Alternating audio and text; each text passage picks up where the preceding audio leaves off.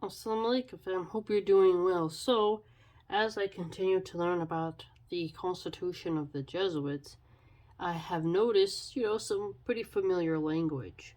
And there are their vows of poverty, chastity, and obedience. And something that I thought was interesting is that it says, well, they have to obey the superior of their order, the Roman Pontiff, the Pope, and essentially, the Apostolic See, they call it. There's actually this language of the Militia of Christ, which I found interesting, and that they need to be clad for battle day and night. I think that's both literal and also a metaphor, because remember, this is written in the 15th century, and again, there's this aspect of they need to be ready. So they need to be prompt in carrying out their enlisted duties that the vows they've taken have put upon their shoulders. And essentially, when they join the order, they have an abnegation of their own will. So they let their superiors, direct them where they need to go. What's unique is how they say that direction will come from the Holy Spirit.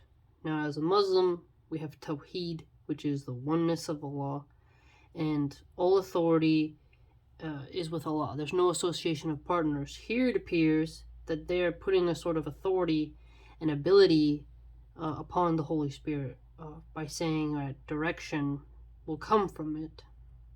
Then there's this other aspect of no one should attempt to negotiate directly or indirectly about the missions given by the Pope and the superior of the society, so of the Jesuit order. So if your superior of the society or the Pope gives you an order, you don't try to negotiate out of it. You need to just do it, right? And there's this other aspect that the superior of the Jesuit order is not approached, he's not approached, but he cannot approach the Roman Pontiff on a mission matter. So he can only approach with concerns of vice concerning the society. I found that really interesting, because you're beginning to see how their structure works. And basically, when you join the order, you vow to obey the superior of your society. That's a vow, right? And the superior must issue commands that are opportune in the achieving ends for the society. So the superior has a lot of weight upon his shoulders, but he is also beholden to the Pope. And there was this language of bearing the weight of this vocation of what the order puts upon you. So enduring poverty, not taking a salary, not being paid wages.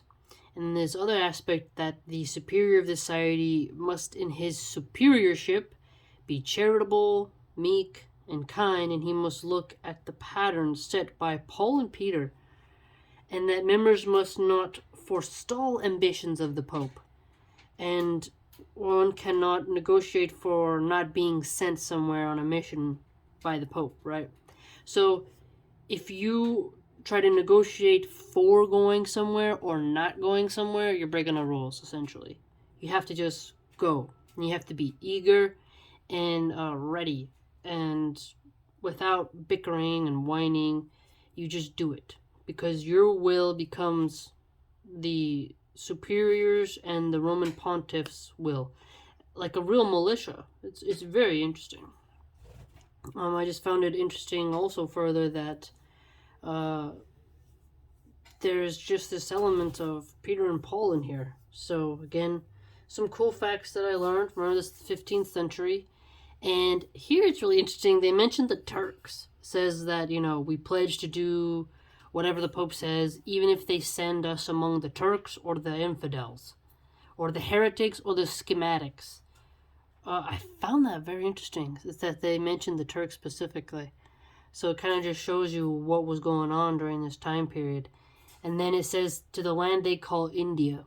Now, what's interesting about India is you got those polytheist Hindus. So essentially, even at this time, they're lamenting how they have to go and, minister amongst the polytheists.